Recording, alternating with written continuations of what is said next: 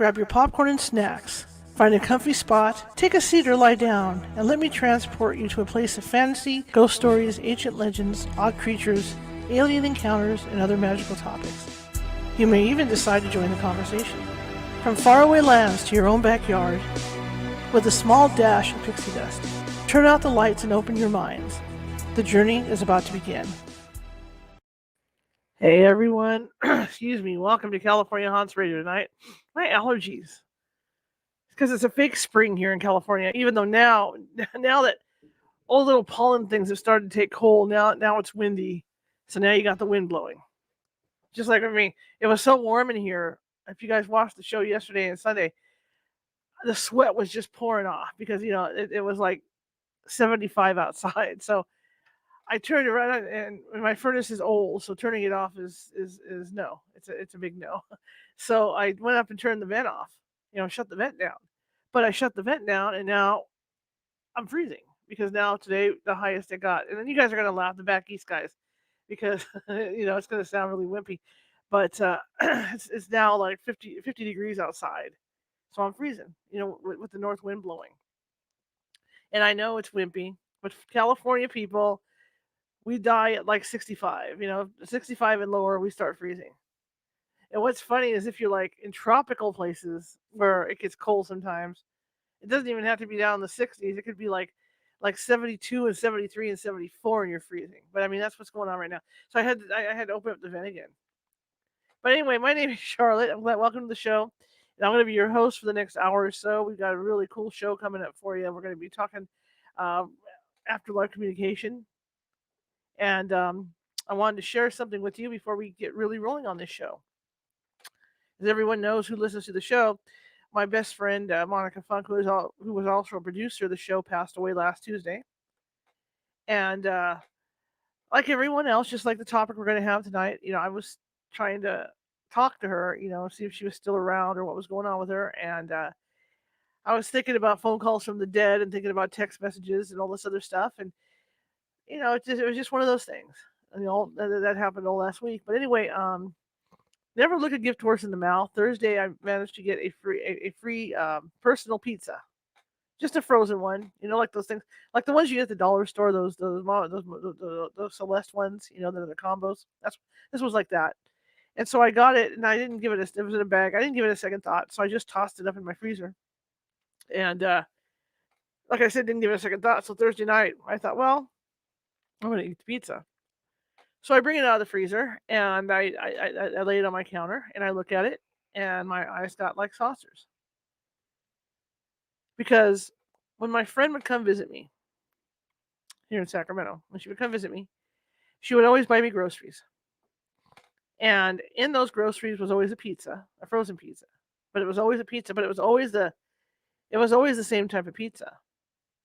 Okay? It was always a large margarita pizza. So lo and behold, I'm looking down at this frozen pizza box, and it's a margarita pizza. Now, coincidence? I don't think so. I mean, 1 in a million pizzas it could have been from this place, this distribution place, and it was a margarita pizza. So she was telling me that, hey, I'm still here, I'm okay. I gave you this pizza. So things like that do happen when somebody dies. You have to be, I think, open to it. Or if you're too despondent, it's not going to, it'll take a while until you're ready to have things like that happen. I know my dog, when she passed away on December 26th, I was despondent again. And on December 27th, she came to me in a dream right away, showing me how healthy she was. And this is a dog that was a rescue, and we kind of had a love-hate thing going on, where I was more stern with her than I was with my other dogs because I was trying to, make sure she didn't bite me or anybody else. But I mean, it shocked me to see her that soon. It made me feel great. I felt great after I saw her because she was jumping all over me in my dream, all healed. Now I had another dog that I had for 15 years. We were real tight, and after she passed away, it took a month before I saw her in a dream.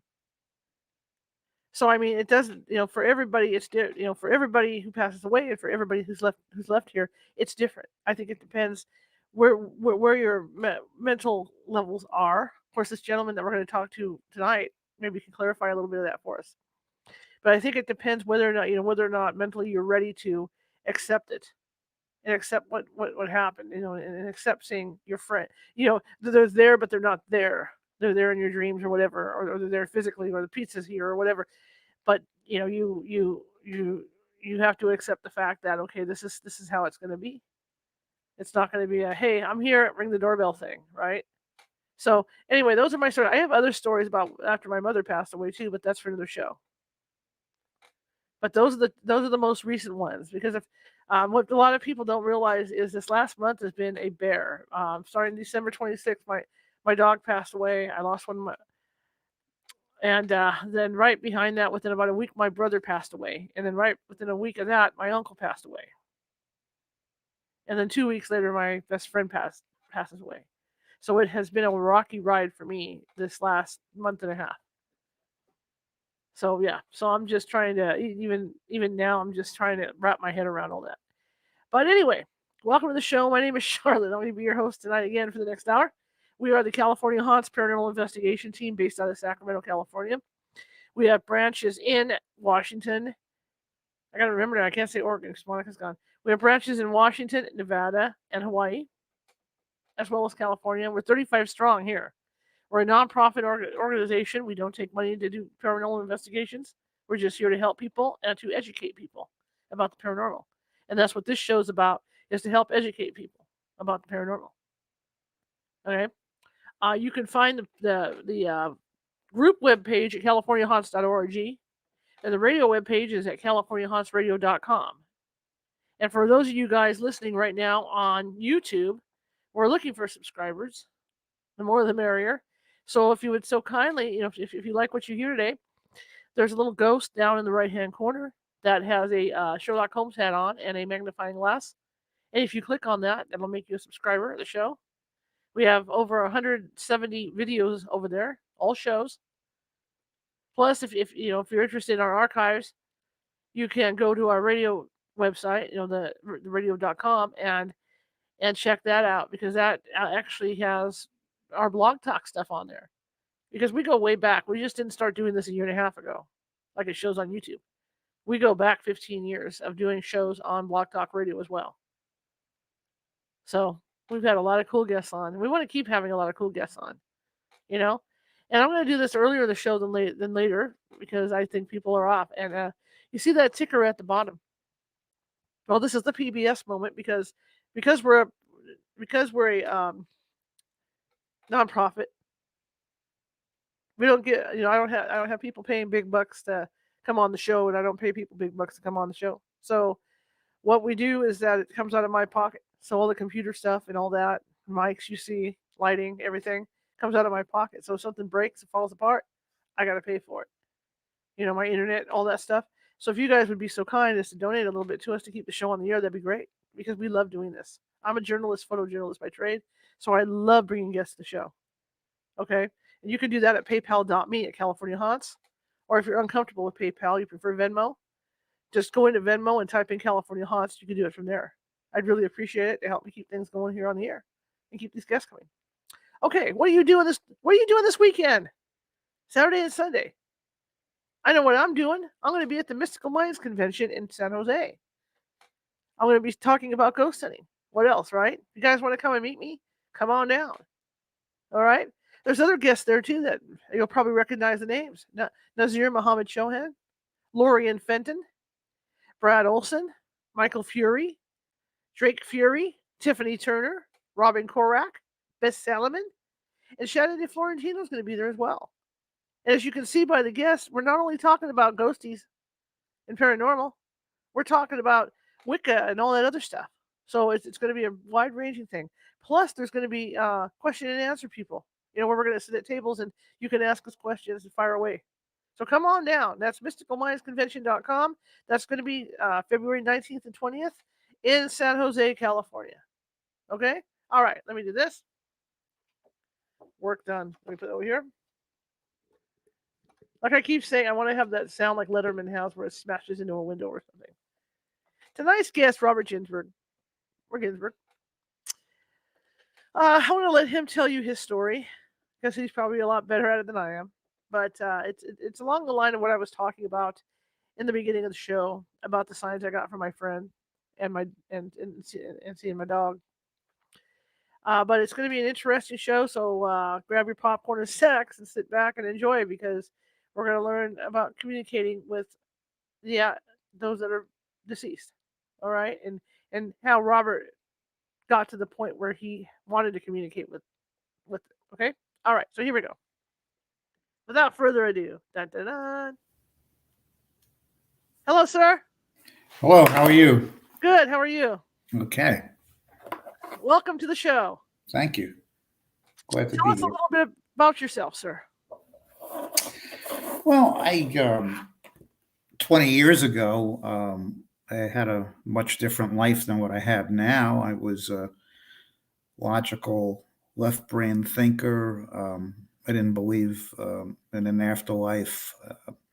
I, if I got into a discussion about life after death, I would think that you're a little nuts for bringing it up because, in my mind, we were our brains, and when our brains die, we die, and that's it. And in the research, parapsychology, they refer to the study of things like life after death as parapsychology. And we talk about like the afterlife, they talk about survival, and in my mind, so what could survive? These guys are nuts. I mean, what could possibly survive?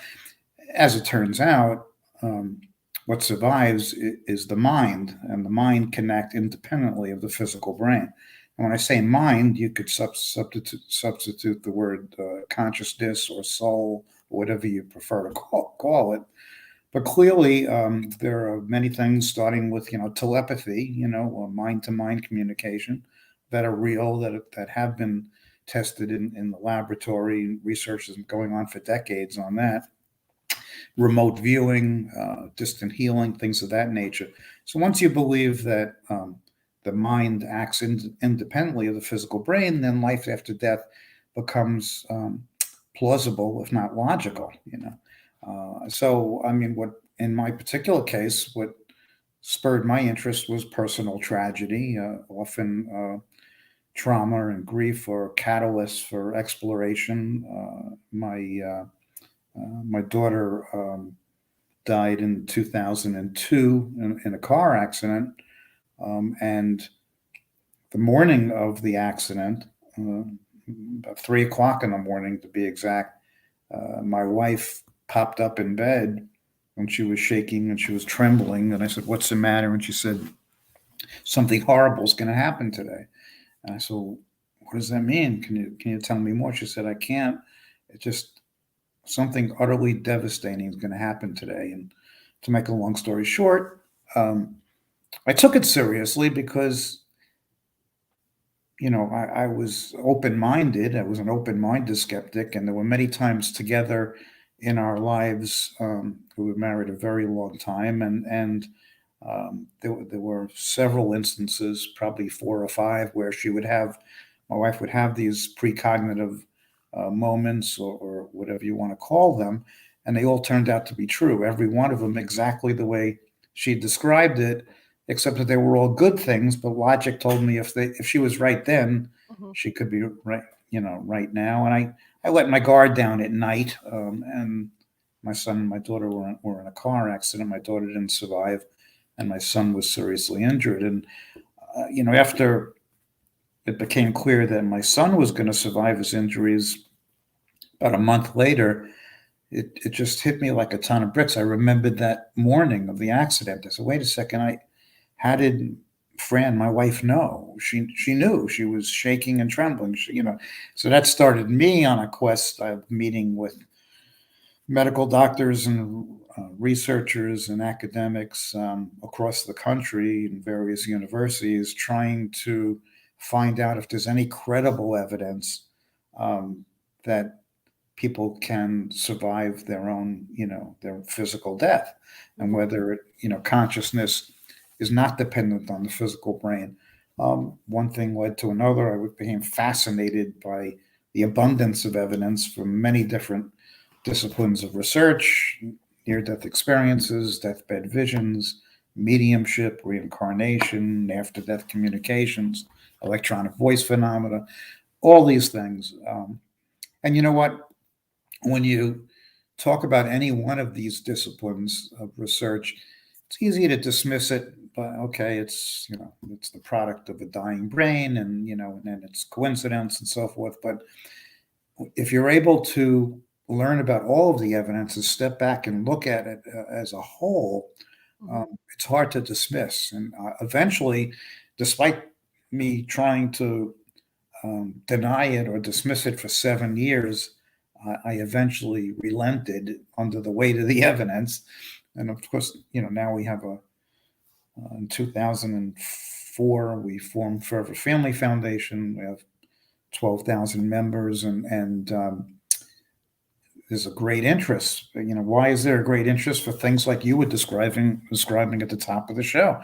People have these unexplainable after death communications, like your dream visitation, like these, the pizza, and Yeah, and um, you can choose to dismiss them all, as coincidence. But I think the difference is when you have an after death communication, attached to it comes this inner knowing. Like there was no doubt in your mind, Charlotte, that this was, your person, yeah. that was coming through, as opposed to just, so okay, that's nice, and here it is. So that's how you might differentiate the two. And of course, some things are more profound and significant than others.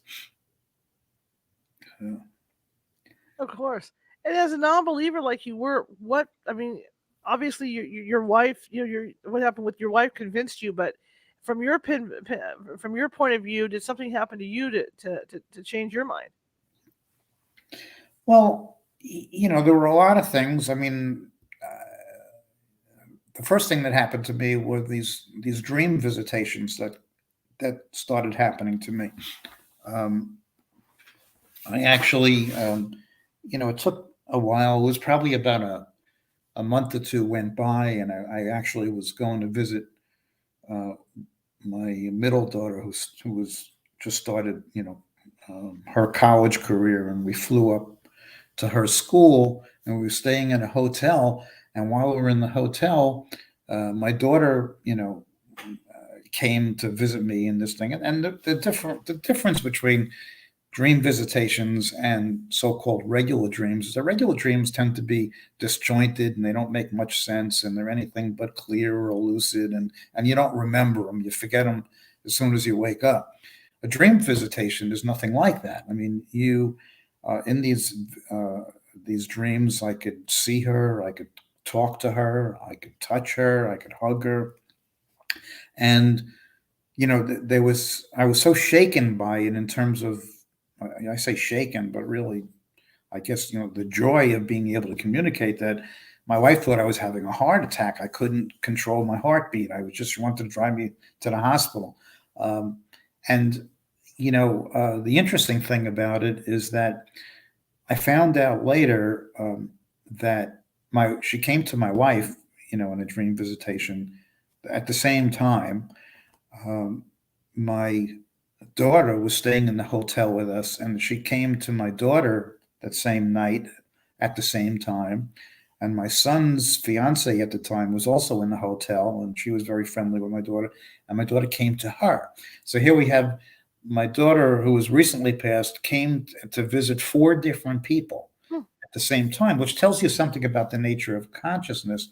Is that distance and time, don't mean anything. There's no past, present, and future. They can appear in many different places at once.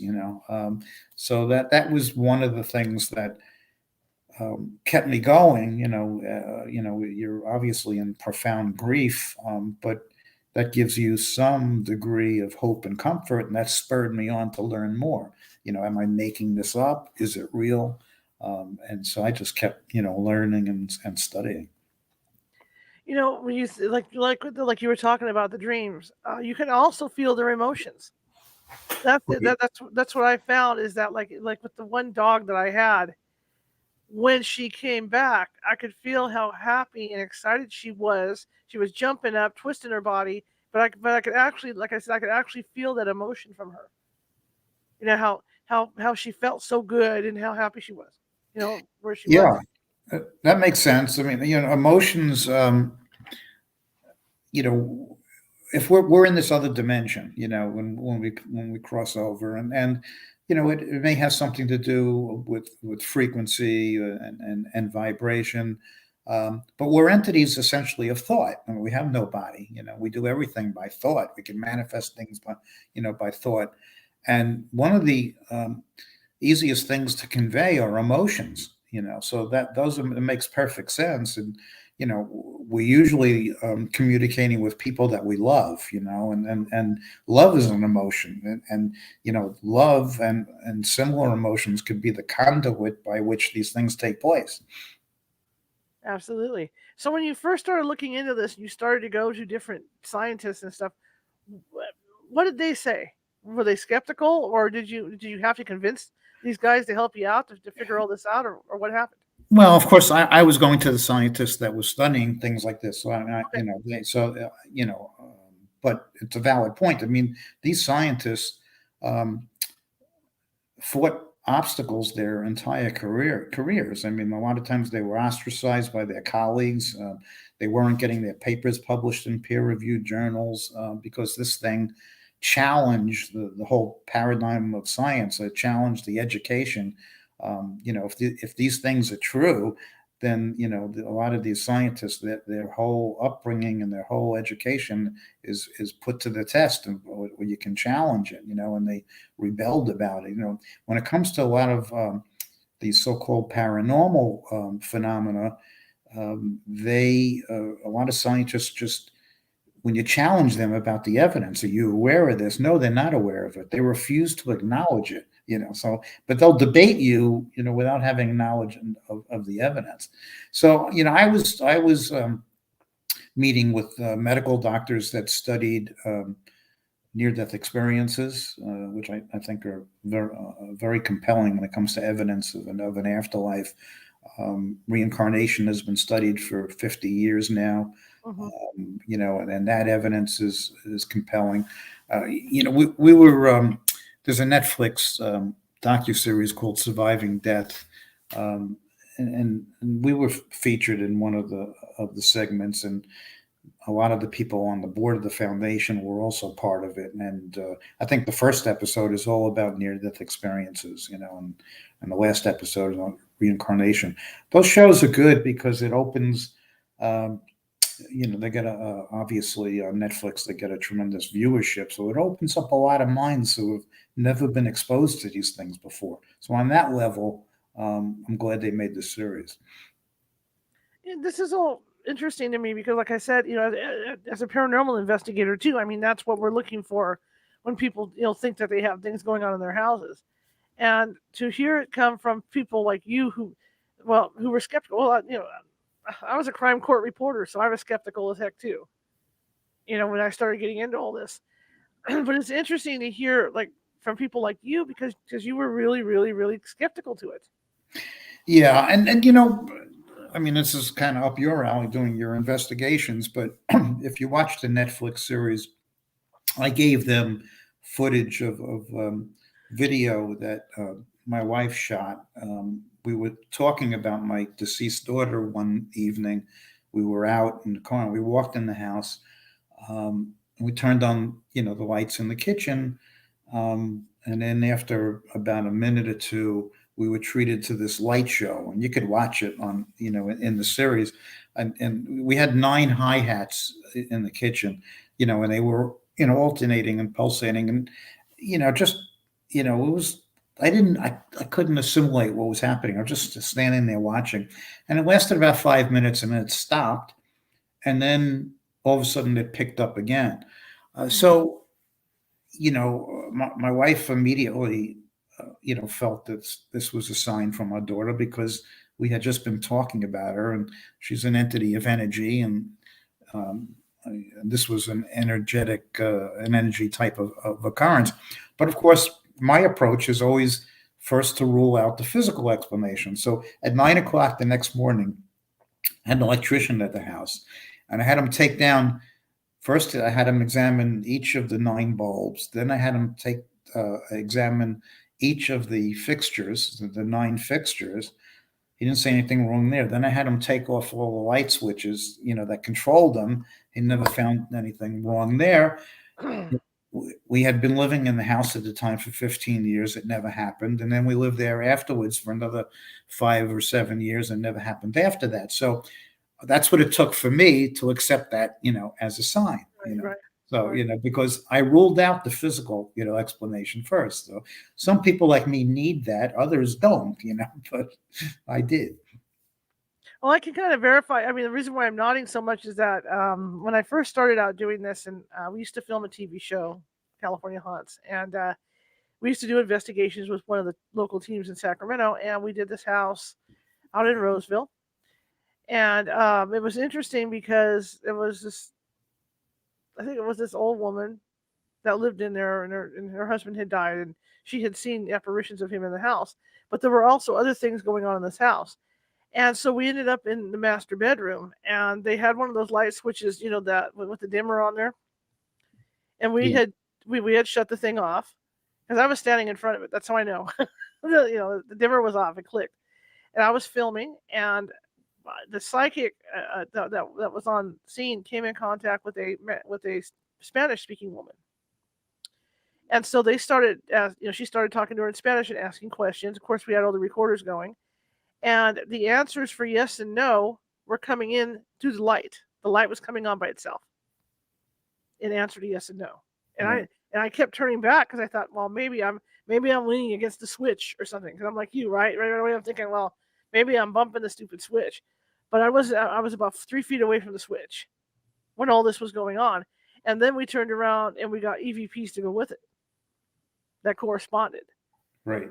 So you got something going on there. Of course, we just like you, we checked the wiring to see if something was up with the switch, and there wasn't anything wrong with that switch. So what he's saying is possible, guys. It really is possible that this stuff can go on.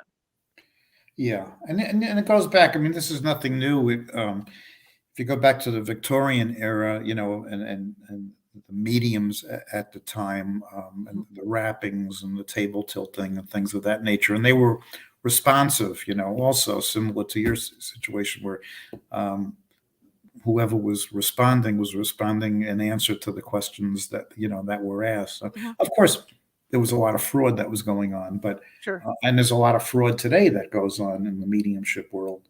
I wrote a book about it, called The Medium Explosion, because I estimate that there are 85 to 90% of the practicing mediums out there today cannot do what they claim, but 10 to 15% can, and it's incredible, to watch them work. I mean, very, very specific evidence. Today, what feeds this explosion of mediums is, the people see shows on TV, and they want to be just like the medium they see on TV. They think they're going to get famous. They can make a lot of money.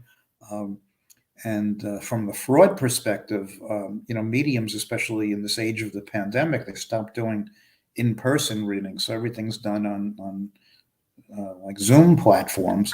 Right. And the medium can pull up, the sitter, if they have the sitter's first and last name, they could pull up their Facebook page and similar, social media, and they could find out everything about the person and just spit back what they're reading.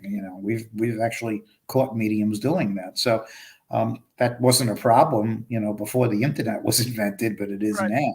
So, people need to know how to safeguard themselves and think, how they should, behave and react, during a reading. With your organization now, because you have mediums in your organization, how do you ferret them out? Well, again, when I was meeting with these, there were scientists that were studying mediumship at various universities with research mediums, and I kind of picked their brains and put together a medium certification program. And since 2005, we've been evaluating mediums under controlled conditions to see what their percentage of accuracy in giving information. And even in our, we've been doing this since 2005, and we've only certified 27 mediums. So Hmm. we have to evaluate, and it's very time consuming because it's not doing one reading. It's a series of 5 different readings for trained sitters that's trained in how to score it, and compiling the 5 different scoring methods, and it's intense. So, and we have to evaluate, 10 mediums to find one that can do it, at Sure. least do it an hour, meet our guidelines. So there is a way of evaluating the evidence that a medium gives. And what we found over the years is that the mediums that we've certified have gone on to have tremendous careers and participate in research. It's really a problem for us because most of them become famous, and you know what happens when they become Right. famous. Yeah. You know, they have waiting lists that are 4 years long. They charge ridiculous amounts of money, and they don't want to do as many readings, So that kind of, we developed the program, which is free of charge as the testing is, as a resource for the bereaved, but it's not much of a resource if you call and you desperately want a reading and you say, okay, I can do it in 2026, Right. Yeah. Right. Right. Well, my group, I've had in the past, I've had good mediums, and like you say, you don't, you run into those that aren't so good, and we don't. But before we go out on location, we don't tell them where we're going at all. They go in blind completely when they go in, and usually what I do is I'll have one come in the beginning of the investigation, and then another one will show up, um, you know, in the middle of the investigation. They'll trade off, but they don't talk to each other. And they take their separate notes, and then we sit down and go over all that, and with the history, and compare it with the history of the house and all this that goes on. Another thing I like to do is I like to have a remote medium read, and what I'll do is I won't even give them an address. I'll go take a picture of the house and let the remote medium read. So then we've got 3 mediums doing a read, and I can test the accuracy of who's going through, which is how we test them. Yeah. I understand you testing because there are a lot. Like I said, we have come across a couple that were humdingers, over the years. Well, and then there's the other issue involved is that there are some people that are very, very good at picking up psychic information, Hmm. mind-to-mind communication from the living, um, but they can't communicate with the dead. Yeah, It needs to be, even though it's the same underlying mechanism. I mean, the way I right. look at it, mediumship is essentially mind-to-mind communication, except one of the parties involved doesn't have a body, Hmm. but they still have a mind. So Right. essentially, so it's very hard for us to differentiate the two. But from when we're only interested in the communication with the discarnate source, Right. because our interest is providing evidence of an afterlife. Right. So some people are incredibly gifted psychically, and that's wonderful and it's amazing, but doesn't prove anything about life after death. No. No, it doesn't. I agree with you on that too. So they do the testing, and I'd love to see your testing. I really would, but I know what you're testing. I'm just saying I would love to take a look at that because I'm forever, like I said, like I said, I'm forever. I don't test per se, but my test is to have, like I said, I've got the medium that does the remote, and she freaks me out. I'm telling you, she'll tell me what kind of wallpaper's in the kitchen of these houses. Right. I'll go walk and she'll say, well, you'll make a left and you'll make a right. You'll be in the kitchen, and the wallpaper's got these. It's yellow and it's got these little flowers on, and you sit there and you think, oh my god, when you go through the house, Right. So that's the way I do is to compare contrast. Yeah. She'll say there's a woman standing over in the corner. She's like this, and then the other medium comes in. Maybe I'll get lucky and she'll hit on and go, oh, yeah, there's a woman standing over there, and I don't know why she's there, but she is there. So it's a compare thing. So it'd be interesting to see how you guys. I'm always fascinated to see how other people do it. That's what I'm Yeah. trying to say. It fascinates me. Yeah, it is, and then you have an additional problem because we know that there are very proficient people in remote viewing. Yeah, Our own government, the CIA had the Stargate program during the Cold War, where we had a team of remote viewers. The CIA would give them a latitude and a longitude. That's it, and they yeah, would send their consciousness and view the site. Those coordinates, and then draw accurate drawings of that specific place. And sometimes they would draw something that is no longer there, but existed in the past. And sometimes Yes. they'll draw something that's not here now, but it was, later on. So, that's incredible. So a medium that you're working with may be able to tell you the color of the wallpaper and describe it. But that may not be at that point, communicating with the dead. It just Right, may right, be right, right. remote viewing. Yeah. Right, exactly, exactly. But it is fascinating when it does happen because Yeah. there's a chair off to the right when you walk into this room and you look down and you think, "Oh my God, there's the chair." It's Yeah. It is. It is it's freaky. incredible. I've also been on cases where this the same medium, um, when we haven't had anybody available to go out, where I have been her eyes for her, and I've done the walkthrough with her, and she's seen the spirit kind through my eyes and then relayed it back to me. She'll Yeah. say as she gets frustrated, "Don't you see her standing there in front of you?" No. Yeah. Sorry. I'm sensitive Yeah. like a brick today. you know. But I think what you guys do is wonderful. I think it's great. And I think it should be no charge. I agree with you 100%. I cannot stand somebody that will go out to a house, and I'm not naming people because there's people I've come in contact, like I said, humdingers, and they'll say, "Well, this is going on in your house, and I can fix it for you, but it's going to cost you $300." Yeah. Yeah. I know. I you know, I've experienced so many things. Many years ago, my next door neighbor, um, she she knew what we did. She knew about the foundation, but not a lot. But and then unfortunately, her husband was killed in a construction accident, and she started to go to mediums. And then she approached us one time, and she went to a medium along the lines of what you're talking about, who told her that her house was cursed, and for $5,000, this woman had means. She was, you know, well heeled, monetarily, Mhm. and for $5,000, she would remove the curse and sell her these curse removing candles. Oh my And God. I looked at her and I said, you're an intelligent woman. You went to college. You're sharp as a tack. You're very successful in business. How the hell do you? But I understand it because people are in grief, and when they're in grief and deep grief, they'll do anything and they'll latch on to anything. That's why a lot of crappy mediums that sitters think are great, because they'll make things fit because they so desperately want to believe that Yes. their loved one is communicating, and sometimes they are, but sometimes they're not.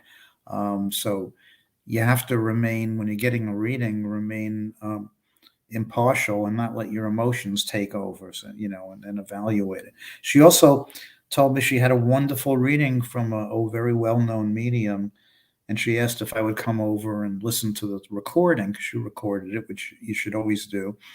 And she told me, the medium got my husband's, exact name, got his occupation, got the way he died. And I listened to the tape, and it was filled with generalities. There was nothing specific, and she heard it completely different the way I heard it. So, it's emotions are powerful, they take over. I was going to ask you about that too. I mean, have you run in your testing to anybody that does what I call cryptic readings? Where either, let's say, they're reading off tarot cards, or they're reading off something else, and they're just kind of like doing general, like you say, generalized readings for people. Because I've come across that too, where people go, "What?" Oh, they do that all the time. I mean, I could give you a reading now and be 90% accurate, because it's going to be general crap. I mean, so you know, let's say you're the medium, Charlotte, and you're giving me a reading, and you look at me. You could size up my approximate age and so forth. You could size up a lot of things like my accent and where I'm from, my Sure. ethnicity, or all that stuff. But so if you say to me, Bob, I have your great grandmother here. Is your great grandmother passed?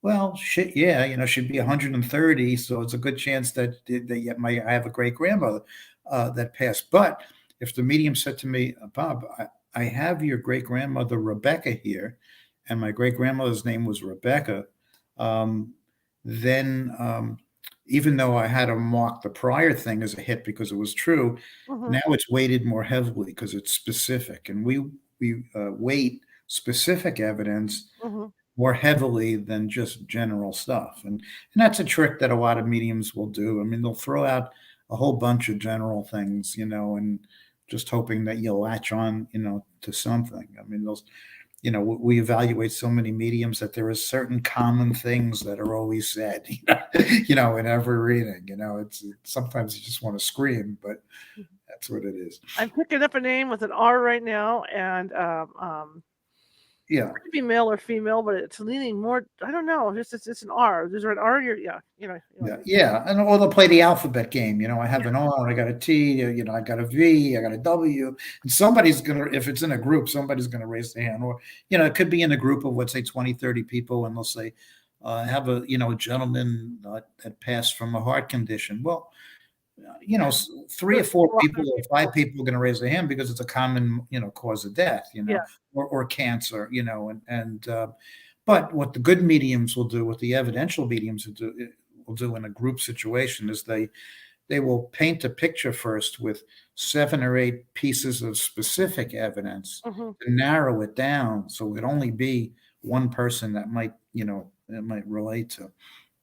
So when you and your wife decided to create this foundation, how long did it take you to find the people you needed to do it with?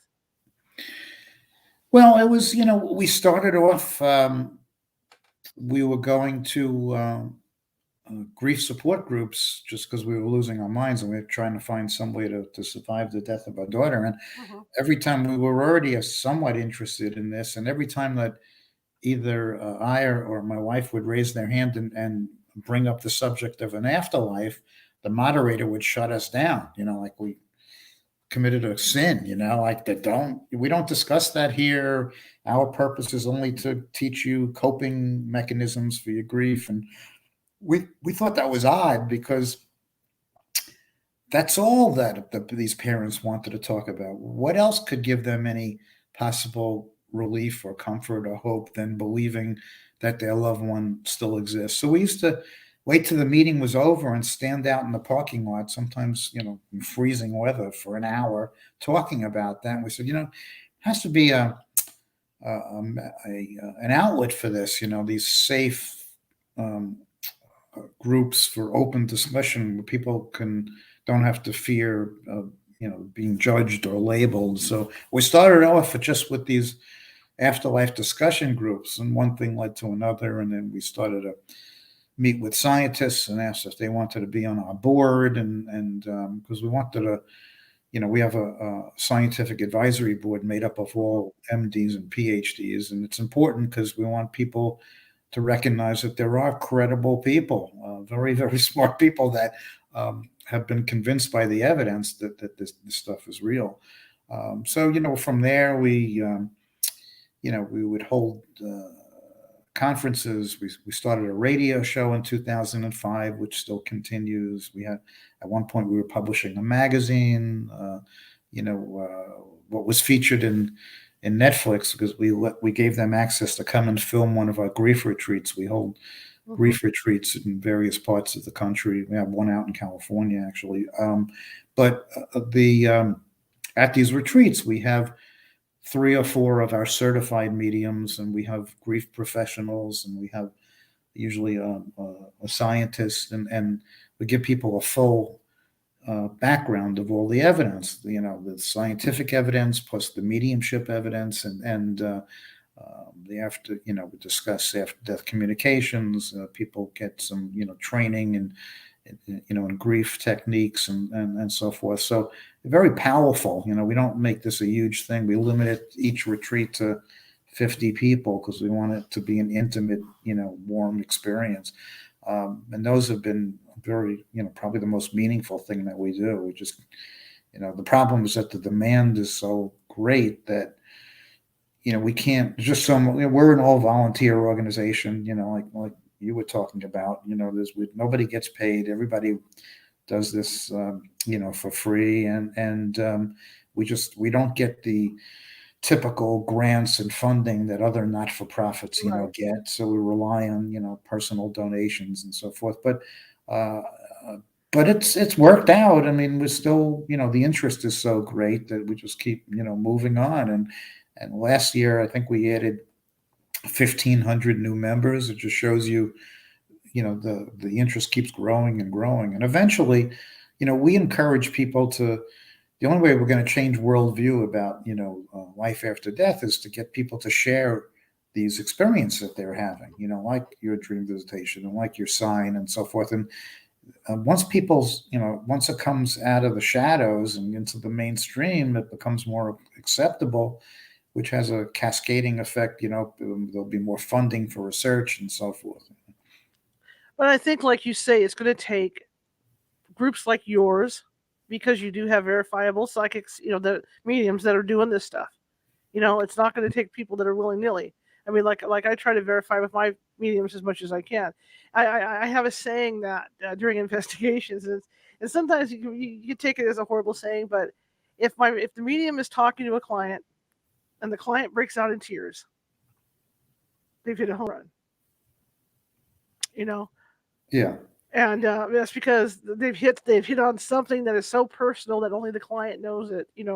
About their family member, and that's why you got the tears going.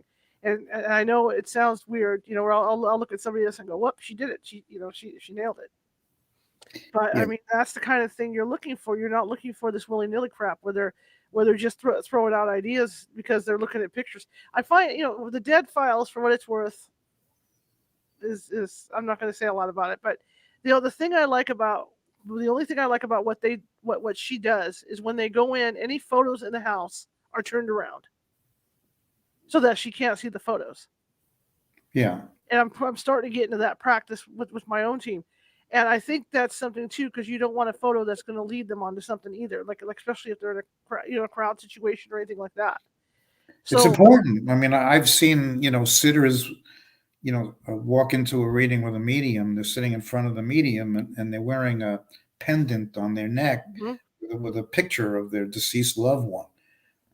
Wouldn't you rather the medium, bring through your deceased loved one than you showing, that's like the same thing. Sometimes mediums they'll sit, they'll meet with a sitter and they'll say, "Who would you like me to contact?" yeah, No, you tell me who's coming in. And I'm not going to tell you. So there's all sorts of cues like the photos that people right, can pick, and sometimes they don't. Sometimes they don't do it to be fraudulent. They just do it, subconsciously. yeah, Mediums, they like to give the perception of always, giving hit after hit after hit, and they get a little uneasy if the information stops flowing for a while, and mhm, it's understandable. I mean, mhm, it's not a telephone line. There's got to be they have to receive the information, and then be able to interpret the information and put it into words that you'll recognize.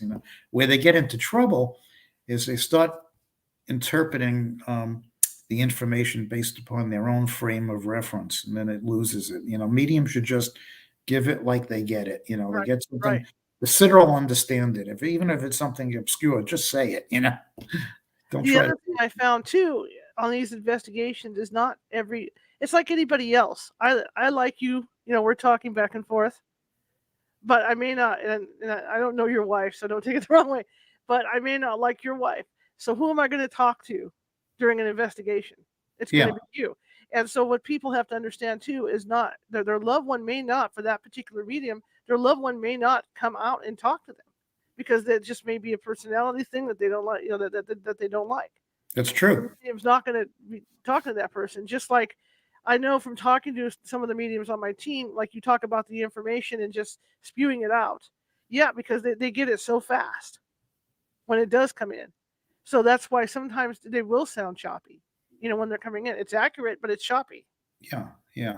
And mediums have all different sorts of styles. And what I've noticed over the years is that um, most times the style in which they communicate information matches their own personality. Yes. Mediums that tend to be, pistols and energetic and all the place, they kind of give information like rapid fire, and others that are more reserved. on the shy side, give information that way. Yeah. It's just the way that they do it. I can laugh because I had one for the first couple of years of my team who had the personality like Bette Midler. Yeah.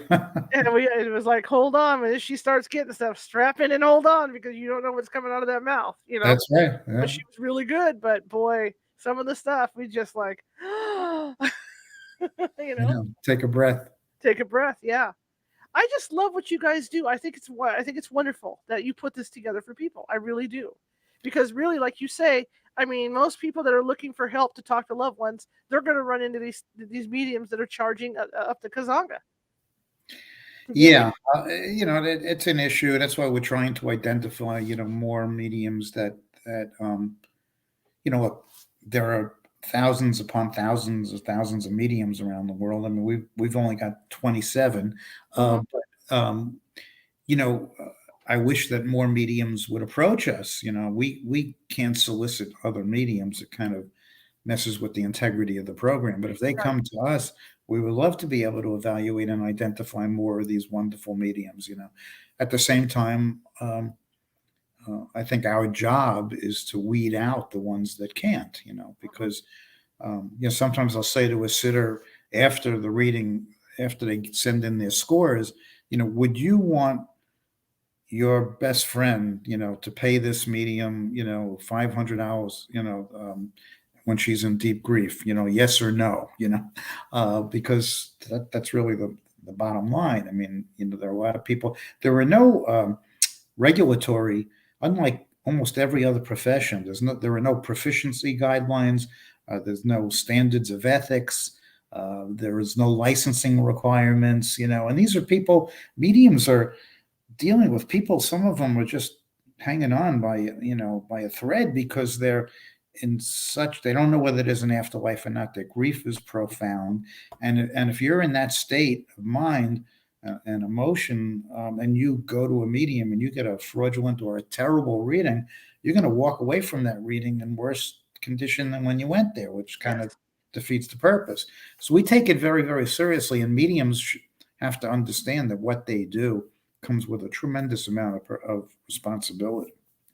So how do people essentially get a hold of you guys for a reading? Well, I mean, we don't control. Okay. I mean, our involvement is only to certify them. Once they're certified, we put them up on our website. Nobody can pay us to go up on the website with the links to the medium.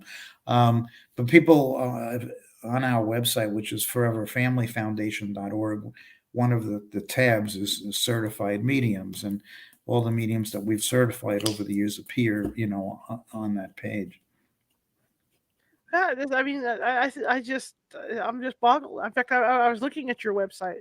I just find it like I said, I keep saying this over and over, but I find it terrific what you're doing. I do. Yeah, You know, well, I appreciate that. it's great. I mean, Yeah.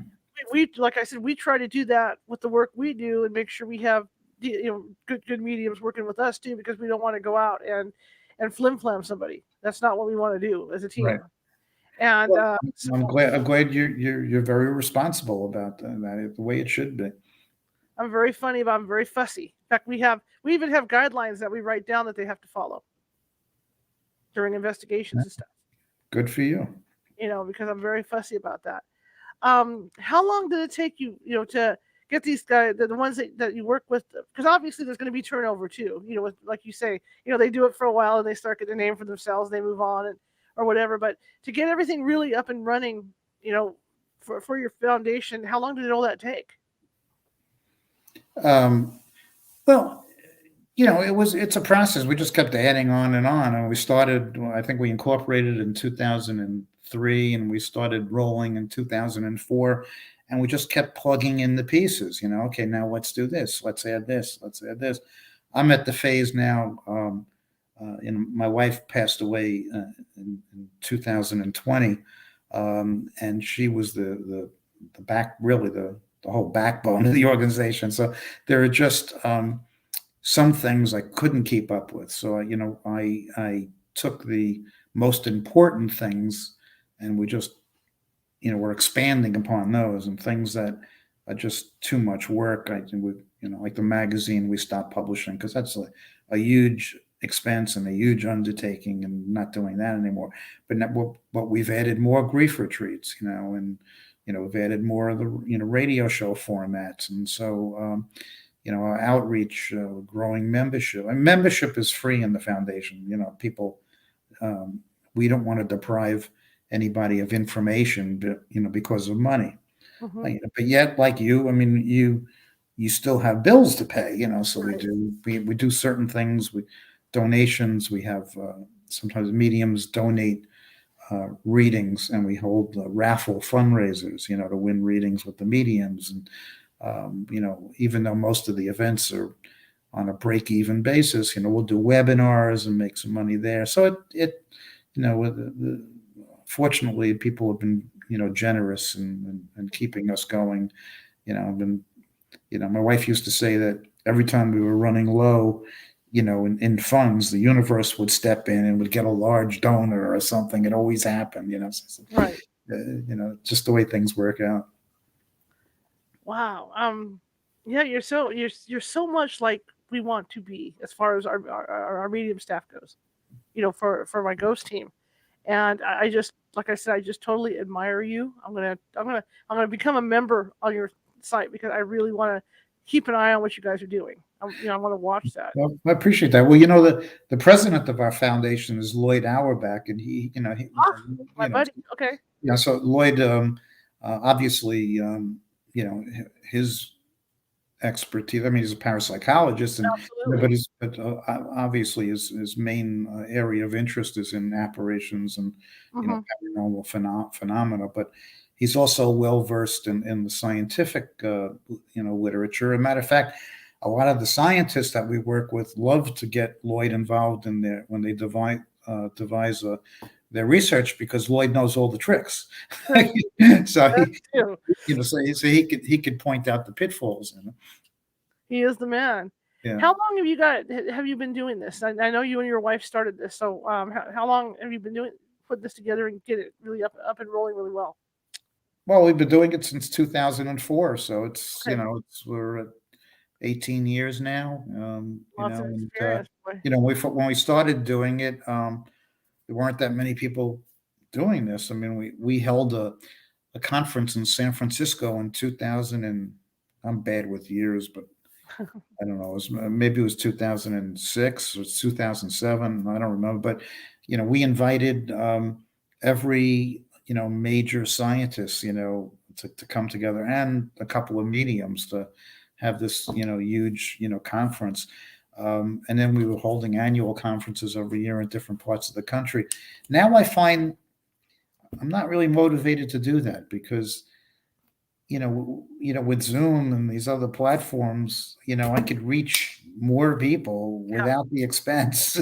I don't really see the value. Grief retreats we can't do online. You Right. need physical interaction, but the other things, I gave that up. I agree with you though. I mean, I do a lot of classes online now. More so than I used to back in the old days. And plus, they explode even in Sacramento. There were only 3 ghost teams here doing stuff. And now, my God, you can't even count them on your fingers. There's so many people, and TV had a lot to do with that. I mean, TV caused this huge explosion, and like you said earlier about the mediums, that's why there's been a lot of interest in mediums and people thinking. I'm not going to say, well, yeah, I'm going to say it, people thinking that they have those abilities because they see it on TV. Yeah. Do Well, you run? it's like Do you it's run like everything else. That right. there are good and bad in mediums, and even paranormal. How many paranormal groups have you come across that Oh are, my gosh. I mean, so there are standards in everything. There's good and bad in every profession and every endeavor. Do you run into mediums that have seen this stuff on TV and think that they can do the job without even having any formal training or having any abilities as they were growing up or anything like that?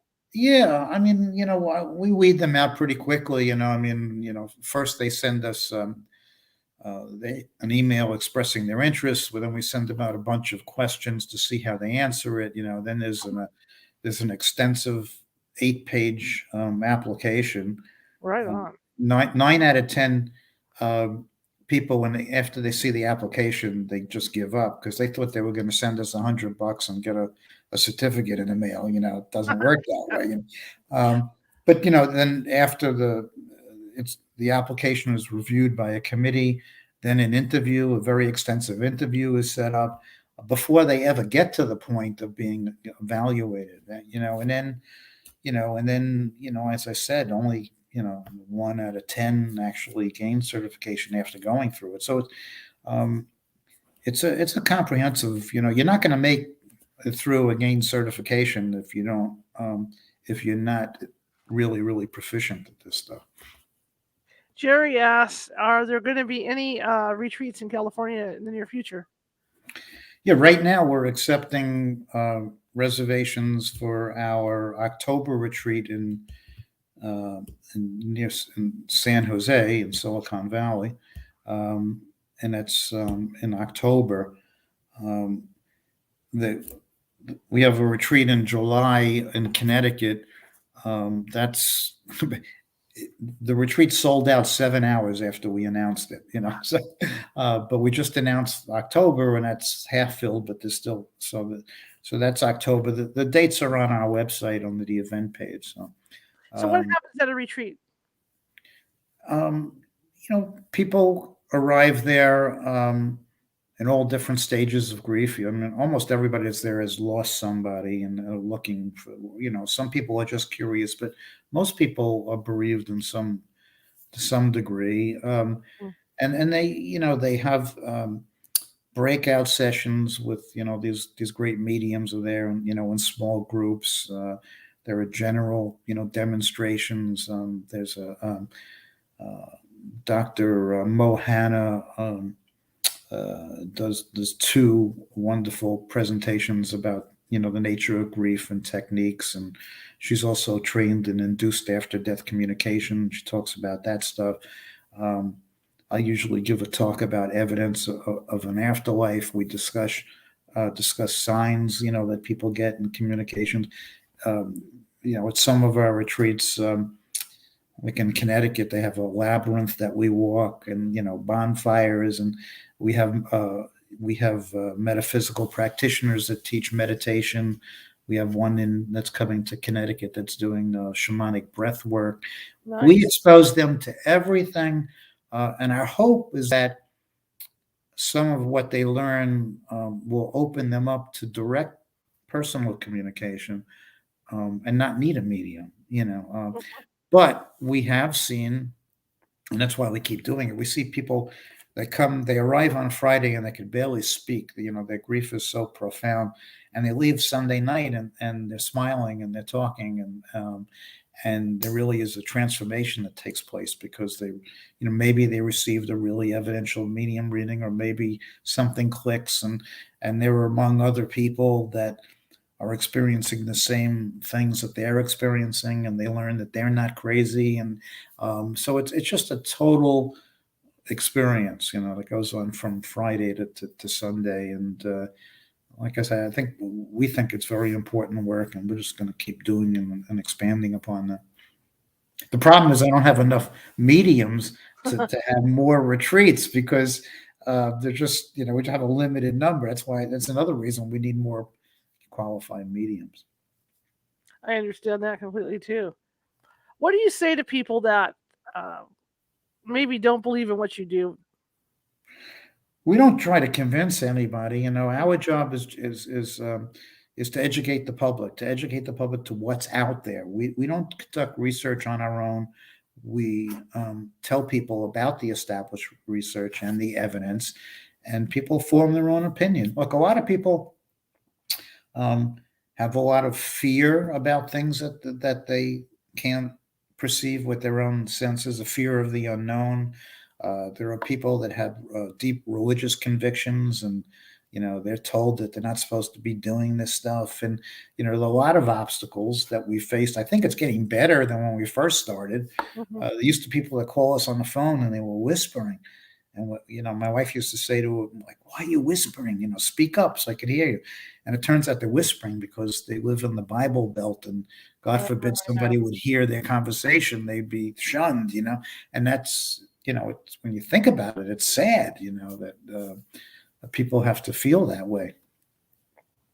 It is sad, and I completely understand it. I run into cases. We had one out here. It was a Jehovah Witness that was having paranormal activity in her house, and she couldn't wrap her head around it, because of the way that religion is. So it Yeah. took a lot of convincing, and I hate having to, it's horrible when you have to convince somebody and go, look, I understand this isn't any religion, but you are experiencing stuff. How do you want to explain that when you're Yeah. experiencing the stuff, even though your religion says this? Yeah. Oddly enough, one of the mediums certified by our foundation, she has for many, many years, is a former Catholic nun. Well, So cool. that's a big That's transition. huge. Yeah. She just couldn't, she couldn't deal with not being able to talk about it within the convent and so forth. And then what she did is she opened up her own spiritual church, where they do mediumship readings and so forth. And she's a wonderful medium. Her name is Janet Nohavik, very evidential medium. But it's great when when people that are conflicted about how they can, how how they can incorporate this stuff and reason it out with their religious views. So go talk to Janet. She's a perfect one to talk to, because she walks the walk. Absolutely, absolutely. Um, what do you think? How long has your wife been gone? September of about a year and a half. September of 2020. Yeah. So now that you've kind of taken over things on your own, do you think she's happy with what you're continuing to do? I hope so. I hope so. I mean, she suffered with a horrible illness, and I didn't have a chance to have a lot of deep conversations with her, because we were just concentrating on her keeping the right frame of mind, and we were doing all sorts of different things. But we did manage to have a couple of conversations with her about what she thought we should continue with, and look, she knew that I wasn't going to be able to do everything that we were doing. She said, just do the best you can. These are the things I'd like to see continued. And we're just following, she um, was very smart and very analytical and very creative. And she put all the pieces into place. So it's really not that difficult. I'm just plugging in the pieces to the framework that she Mhm. put into place. So, I mean, her legacy, will continue in that regard.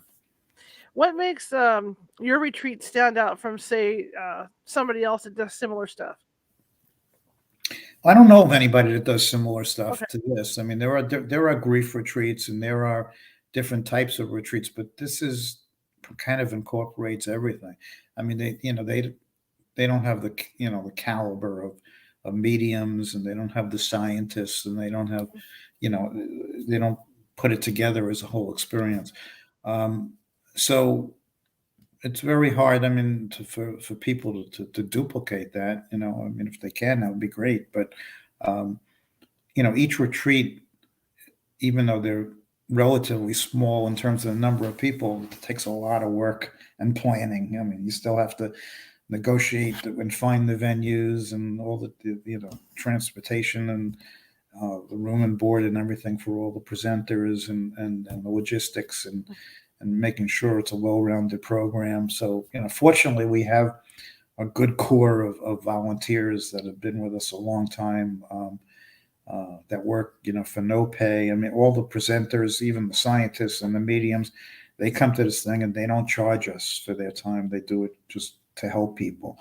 That's sort of how they give back to us. So then it works out for the attendees. We want to try to keep it as affordable as possible, but Hmm.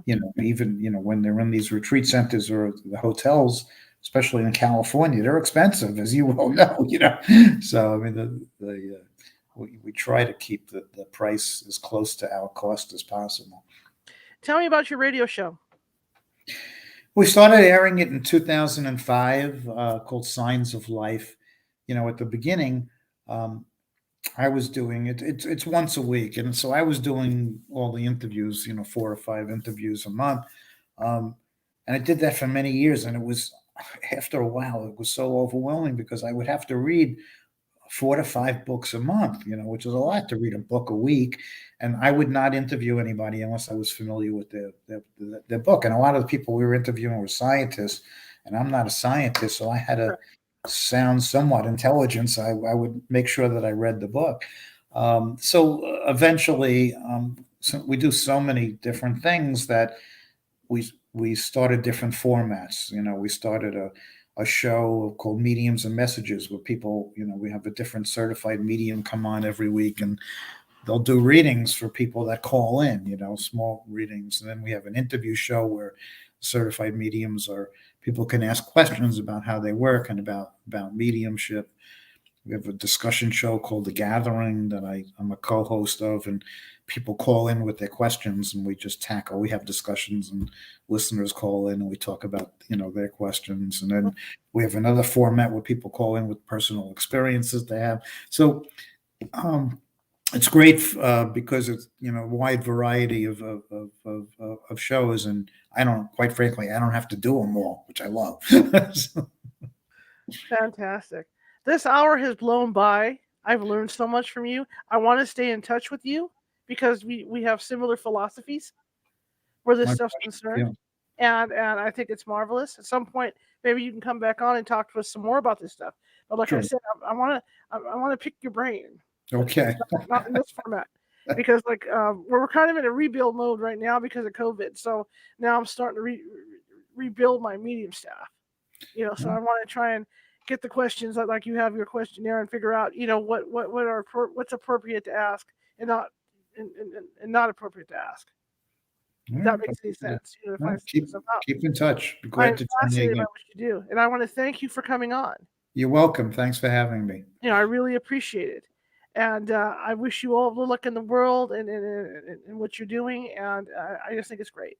Thanks. Thank you so much. Is there anything else you would like to tell everybody before we? No, if people are interested in the work that we do, they go on the foundation website, which is foreverfamilyfoundation.org. I also write a personal blog on beyondthefivesenses.com. And the book which you've graciously mentioned was the Medium Explosion. So that people, if they want to contact me, they can. My email address is robert@foreverfamilyfoundation.org. Be happy to answer any questions.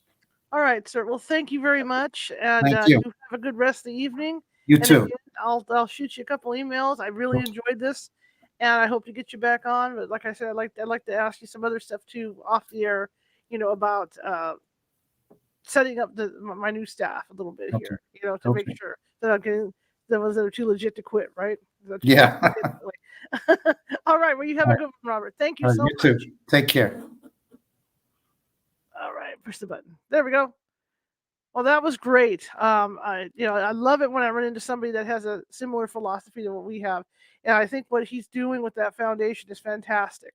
I usually don't put an opinion on these things, but I really think what they're doing is fantastic. They don't charge for their services, and that's the way it should be, and and all that. So I want to thank him for coming on.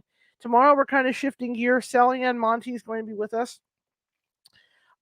She writes a lot of books, and one of the books she wrote that just came out is the story of her first husband and how her life turned out. And the link to it all is that she had paranormal premonitions that led her to find this particular person to marry, and her life started panning out from there. So she's going to be with us tomorrow at 6:30 p.m. usual time, right here, right now. Well, not right now, but right here tomorrow, same time. But I want to thank everybody for attending tonight's show, and I can't say enough about you guys. I mean, our download numbers are up, and I hope they keep going up. The only thing I'd like is to get, as usual, I'd like to get as many subscribers as possible. All right, I'm going to start reviewing equipment.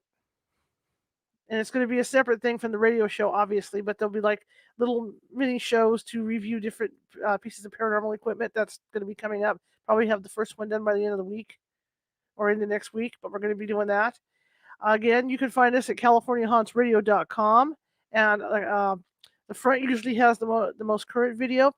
If you have trouble finding us on YouTube, the best way to do is to go to the radio website, click on the front video, and that'll take you directly to the YouTube site, because sometimes it doesn't come up. So the best way to try and find us is to type in California Haunts Radio on YouTube, and hopefully we'll come up. But you never know, okay? Because our actual URL for YouTube is California Haunts, but it's kind of dicey. If you like the show, excuse me, share it with 5 people. If you hated the show, please share it with 5 people. Like I said, we're looking to get as many subscribers as possible. So the more people you share with, the more chance that they're gonna like what they hear and subscribe. We've got a lot of guests like this gentleman, from the past that have been on, and we have a variety of topics. Like I said, I'm a journalist, photojournalist by trade, and so I just don't concentrate on paranormal topics. I concentrate on other stuff as well. True crime and different things. True crime, health, you name it. That's what we concentrate on. And so, you can find almost anything, as far as topic goes. If you're looking like, to learn how to eat right, or you've been sick and you're trying to find out how to feel better, we have topics about that. I'm also going to be teaching meditation very soon here, and I don't know if it's going to be on this channel. It probably will be, but I'm going to be doing some meditations for everybody, and get everybody involved in that, because meditation is a huge part of well-being, and so I can teach you that. So I'm excited about that. But again, I want to thank you guys for coming. And as I said earlier, we are a nonprofit organization, and everything you see here, except for me, see, everything you see here, mics, the lighting, the computer, the cameras, the internet, the StreamYard, and all that to do the show comes out of my personal pocket. So if something breaks, like we use Focusrite Scarlett to channel our mics through, if something breaks, I have to pay for it to get it back up and running and keep the show on the air. So I would really appreciate a donation if you can spare it. It doesn't have to be a lot, but just so I can keep things going here. And you can do that at paypal.me at California Haunts. Or if you're uncomfortable with PayPal, how about Venmo? You just go into Venmo and type in California Haunts. You can do it from there. But like I said, I would really appreciate it, because I really want to keep doing this. This is what I do. I enjoy doing it. It took me about a year to hit my stride. You'll see some of the earlier interviews, and they're awkward, kind of, because I'm not, as a newspaper journalist, we're all not used to being on camera. So it took me a year to get used to looking at myself. But yeah, and we do have a podcast for those of you that are driving around in your cars. We have a podcast. We're everywhere. We're on Spotify. We're on iHeartRadio. We're on TuneIn. We're on all that stuff. All you got to do is Google California Haunts Radio, and we'll pop right up. We're even on Apple Podcasts. You can check us out. So I usually upload the podcast, these shows, right after. As soon as I get off here, I'll take a 5-minute breather, and I'll get it uploaded to rss.com. In fact, the actual podcast for the podcast page itself is rss.com. It's over at rss.com, California Haunts Radio. So you can find us over there as well. So I mean, we're everywhere. We're everywhere you could possibly want to go. If you want to drive your car and listen to us, listen to the podcast. You don't have to listen on YouTube. Just listen to the podcast. Anyway, thank you guys very much. I will see you tomorrow, and have a good evening. And I'm going to go ahead and show his information and where you can get the book. Okay. So website is foreverfamilyfoundation.org.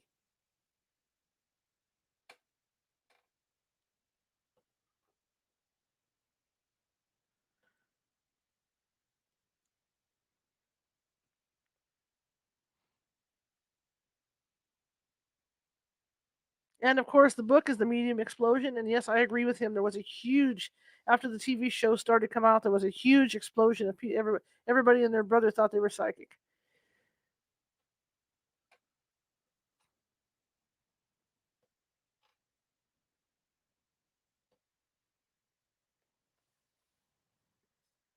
And of course, you can get the book at Amazon.com.